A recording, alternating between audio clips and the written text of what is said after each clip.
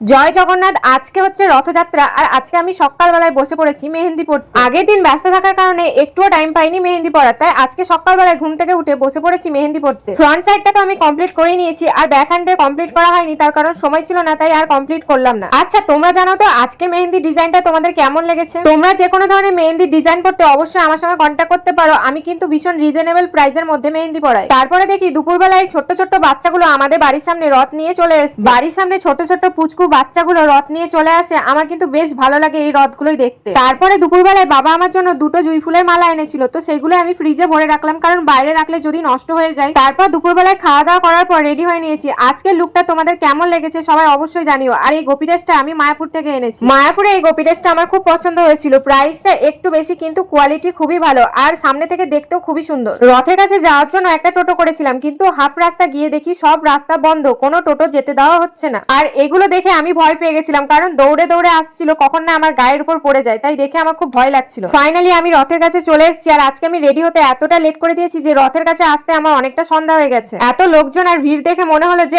আমি মনে হয় লাস্টে এলাম রথ দেখতে। সবাই চলে এসছে আগে। রথের দিন সবাইকে এত মিষ্টি লাগে দেখতে, সবাই এত সুন্দর ভাবে সাজে। আর দেখো আমাদের রামপুরহাট পাঁচ মাথায় কতটা ভিড়, মানে এখানে সব লোকজন দাঁড়িয়ে থাকে আর এখানে সব থেকে বেশি ভিড় হয়। বাইরে থেকেও অনেক লোকজন আসে আমাদের রামপুরহাট রথযাত্রায় রথ দেখতে। তারপর অনেকটা টাইম সবাই মিলে নাচানাচি করার পর ঘেমে আমার অবস্থা তো খুবই খারাপ, খুব খারাপ লাগছে, কারণ এই বছর আমি রথের দড়ি টানতে পারলাম না। পরের বছর কিন্তু আমি আবারও রথের দড়ি টানবো। তোমরা জগন্নাথকে দর্শন করে নাও। আজকে কিন্তু জগন্নাথকে অনেক সুন্দরভাবে সাজিয়েছিল। তোমরা সবাই জয় জগন্নাথ লিখতে কিন্তু একদমই ভুলো না, সবাই কিন্তু জয় জগন্নাথ লিখে যেও। তারপর আমরা সবাই জগন্নাথকে নিয়ে চলে আসি পৌরসভায়। আর বাবা আমাকে একটা আইসক্রিম কিনে দেওয়ার পর সেই আইসক্রিমটা খেতে খেতে আমি এখন যাচ্ছি বাড়ির দিকে। আজকে রথের দিনটা কিন্তু আমার ভীষণই ভালো কেটেছে। তোমাদের কেমন কেটেছে অবশ্যই জানিও। তারপর আমি চলে আসি বাড়ি। আর আজকে আমি গোপী ড্রেসটা তোমাদের একটু দেখাচ্ছিলাম, দেখো কতটা সুন্দর, সামনে থেকে কিন্তু ভীষণই সুন্দর দেখতে। আজকের মতো সবাইকে টাটা, দেখা হচ্ছে তোমাদের সঙ্গে।